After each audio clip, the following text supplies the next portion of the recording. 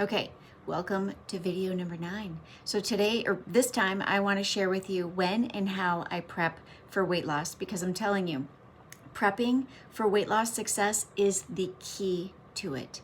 I only know this because I've lost the weight, I have 3 kids, a career, all the things, and without prepping, I would have failed miserably, and for so long I did. So here's what I need to say about prepping.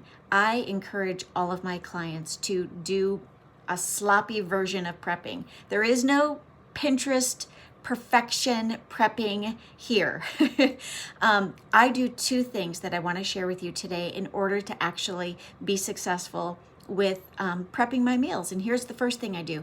I do something called batch cooking. And that is basically where I identify a menu that has a common theme or a common food item amongst the different dishes.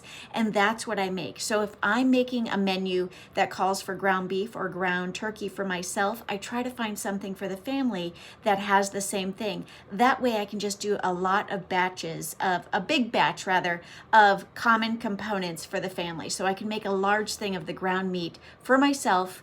Maybe I'm having a veggie and meat dish. Maybe I'm making some kind of faux lasagna. Maybe I'm doing a faux taco for me. I can make a lot of meat at one time, and then I have it for the rest of the week. That way dinner is just easier. The second thing I do is pocket prepping. Now, if you're anything like me, you don't have a lot of time. And you maybe want to do all the Pinterest things, but you just don't have a lot of time to make your prepping perfect. What I encourage you to do, number 1, if you're a perfectionist, see perfection as the bait of Satan.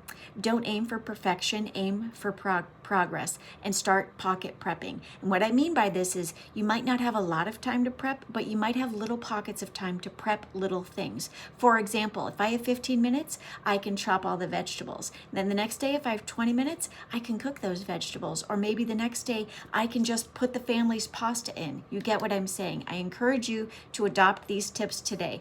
Batch cooking, that means making a big batch of different things at once when you have time, or pocket prepping, and that's where you just imperfectly prep a few things at a time. All right, I'm over 2 minutes. Thanks, bye.